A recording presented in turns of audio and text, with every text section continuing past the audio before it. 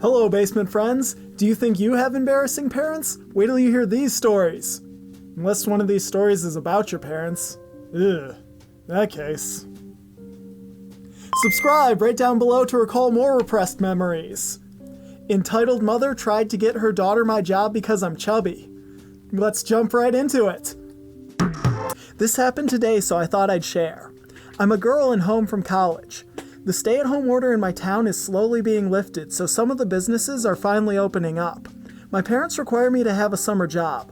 I'm blessed enough that I get to keep all the money I earn. My parents just like me to work to gain experience. This will be relevant later, but I'm not a skinny girl. I wouldn't consider myself large either. I'm 5'6" and weigh about 140 to 145 pounds right now, and carry most of it in my hips and thighs. The freshman 15 did hit me hard though, as I used to be about 120-ish. That's okay, OP. Thick thighs save lives.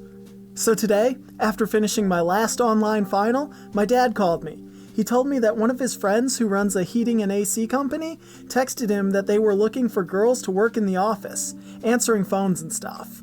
I got excited, because that's exactly what I wanted, so I put on a dress, printed a copy of my resume, and drove down. The ladies inside were super nice and asked me to fill out an application, so I sat down to do so. And this is where the entitled mom enters. Here's everyone involved. Entitled mom, entitled girl, probably 16-ish. Me, desk lady number 1, who sits at the front desk. This woman is relatively thin, which will be relevant later. Desk lady number 2, who sits at a farther back but still in the room desk.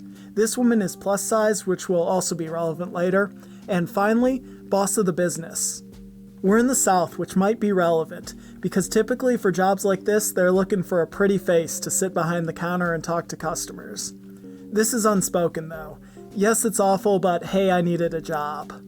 So as I'm filling out an application, entitled mother enters with entitled girl. She announces that she's here about the opening and her daughter would like to apply.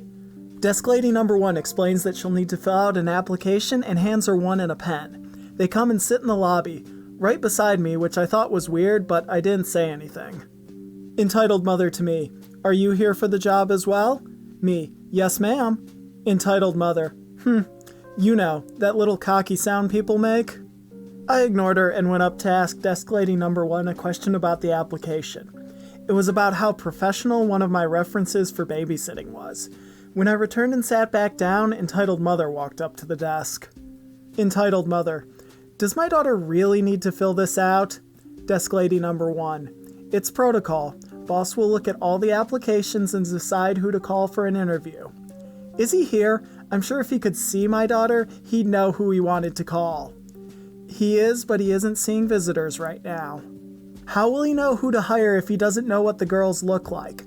Well, he will need to see their references and will make a few calls before he... No! My daughter is an aspiring model. She won... insert local pageant, in 2019. He needs to see her to know she's the face he wants to see behind the counter interacting with customers.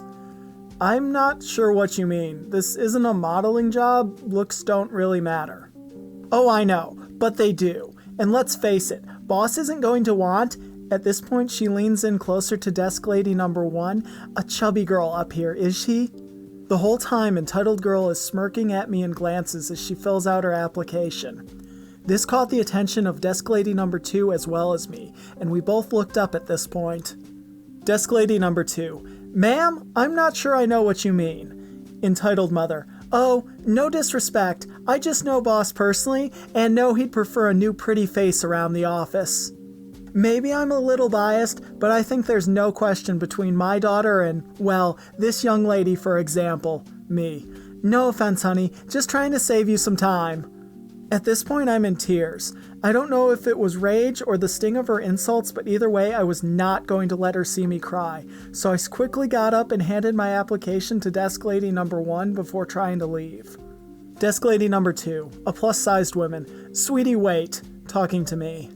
You say you know boss personally, right? To entitled mother. Oh yes, we went to high school together. And you know him so well that you know he'd prefer a skinny woman behind the desk? Well, I didn't say that. She did, but I'd assume so. Great. Well, I'm his wife, and I've worked behind this desk for almost 15 years now. And as you can see, I could probably drop a few. And I take personal offense to what you're saying about my husband and this young lady. So I'd like you to wait in the car while your daughter fills out her application. Entitled Mother and Entitled Girl both stormed out at that point. Entitled Girl took her application, so I don't know if she'll apply or not. But both women behind the counter told me Entitled Mother was a monster and that they'd vouch for me with the boss, so I'm hopeful that I get the job. Edit. My first award. Oh my goodness, thank you so much. Update. Oh my goodness, you guys are so kind. Thank you everyone for the awards and the compliments. I'm so overwhelmed. You've all made my little heart so happy. A lot of you want to know if I got the job. Today I went in for an interview and I just got home from that. It went well and I'm hoping for a call soon and I'll update you when I know. Update 2. Hey guys, so I still haven't gotten a call or anything. I'm starting to think they maybe wanted somebody long term and not just for the summer. Sorry to disappoint y'all, but if I do get a call, I'll be sure to update. The entire time I was reading this story, I was picturing Desk Lady number 2 as someone like Ron Weasley's mother, just this nice benevolent woman looking out for children who need it. The OP hasn't posted any other updates yet, but she posted the original story only a few days ago, and it always takes time with background checks and all that before they offer anyone a job. I'll probably follow the thread because I want her to get the job. But now let's get on to Entitled Father suing his 18-year-old daughter over unemployment money. Not mine, but a close friend's. Her parents are divorced and father got full custody.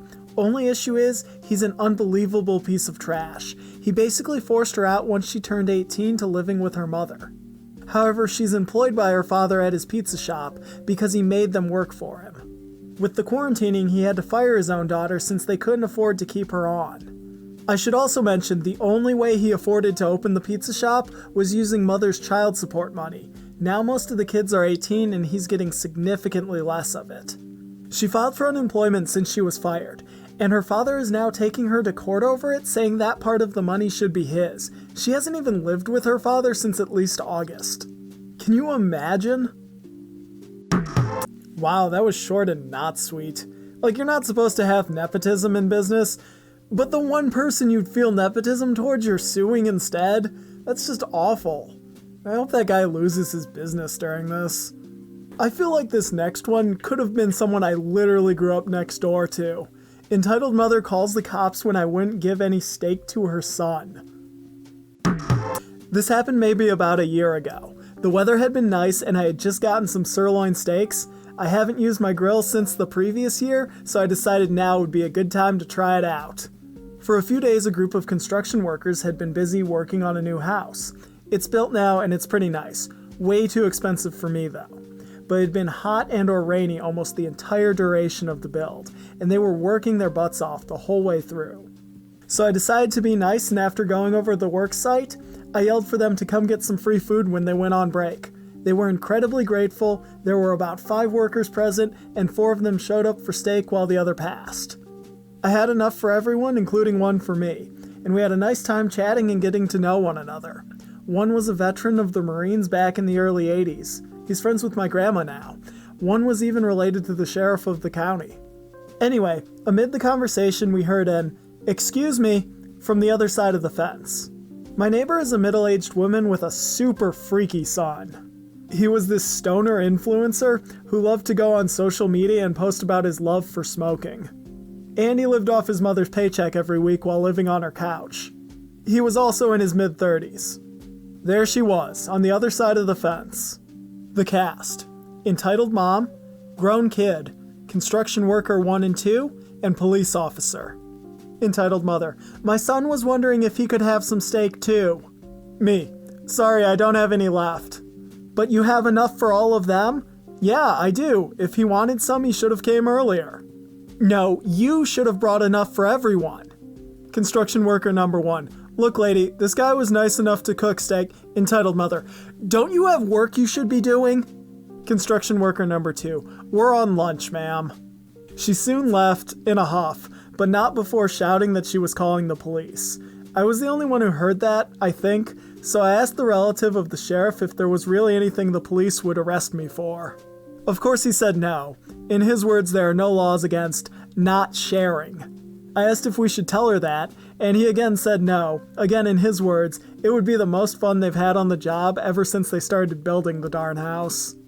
Note, I actually did have an extra steak, I was just saving it for later. Sure enough, after the construction workers went back to the site, who's to show up but a police officer? No lights, so it's a non-emergency, but he parked right outside entitled mother's house.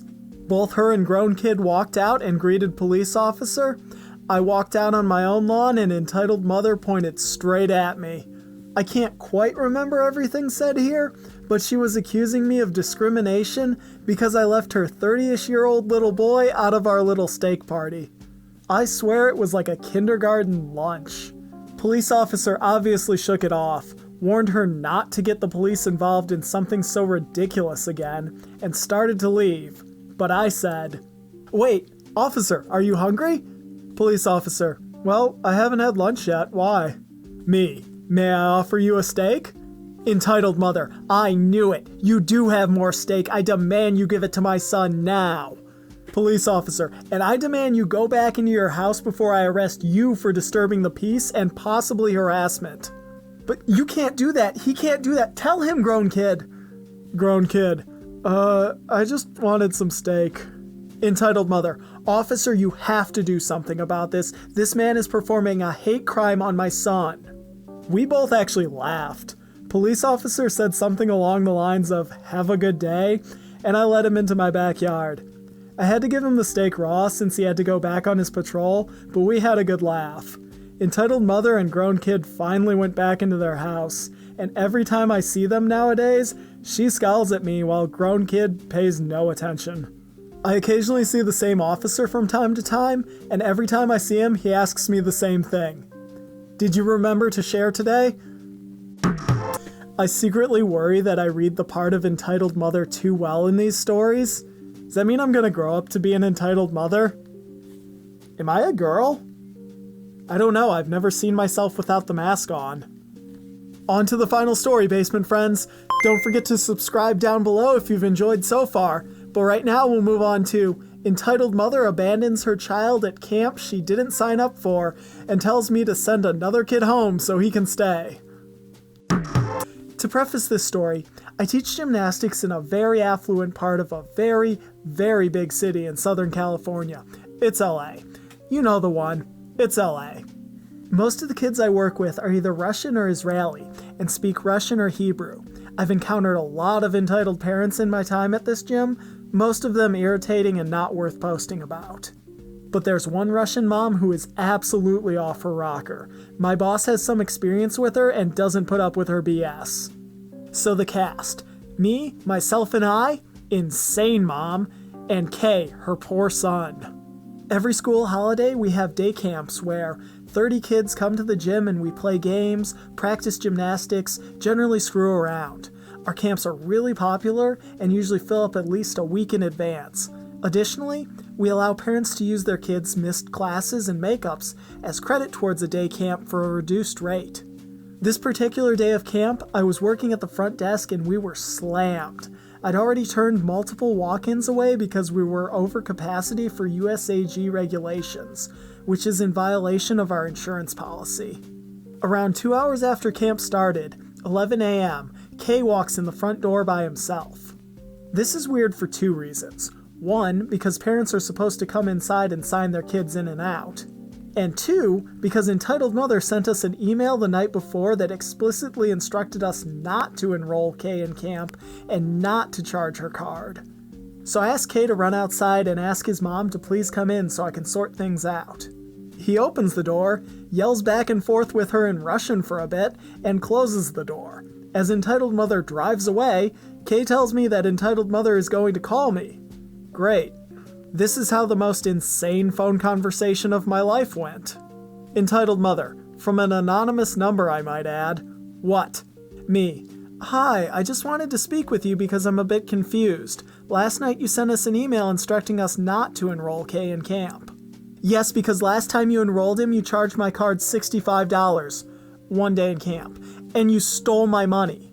Ma'am, this is how much 1 full day in camp costs. I'm going to have to ask you to come pick up your son because we're at capacity for the day. No, there's no way your camp is full. I unenrolled him last night when I sent you the email. Yes, and we had walk-ins in the morning that took his spot. No, I sent that email at 10 last night. There's no way your camp is full between now and then.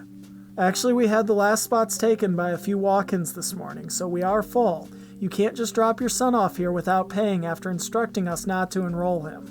There's no way your camp is full. I sent that email to you at 10 last night. 5 full minutes of me trying to explain to her how spots are limited, and when she gave Kay's spot up, it became available for the first person to walk in. Eventually, she seemed to get it. Entitled Mother: Okay, that makes sense. Extended pause. Well, you'll just have to call one of the other parents and tell them you made a mistake and they need to come get their child. Because Kay is special and he's been taking classes there for a while and he deserves it. Me: Excuse me? That's not how this works. Kay lost his spot when you told us to unenroll him. Kay deserves to be there. He's more important than the other kids and he's been there longer, so you can call their parents and tell them you made a mistake. No, you need to come get your child. But I made plans. I'm sorry, but we don't have room for him because you specifically told us not to enroll him. Because last time you stole from me, you took $65 from me. I work hard for my $65. That's how much one day of camp costs. No, I wanted to use makeups and you charged my card $65 and stole from me. Ma'am, we don't know you want to use makeups unless you come in and tell us. Most people just use them for another class. Oh, that makes sense. Silence. Yes, I'm going to need you to come pick Kay up. But I have to work. I thought she made plans. I understand, but we don't have room for Kay.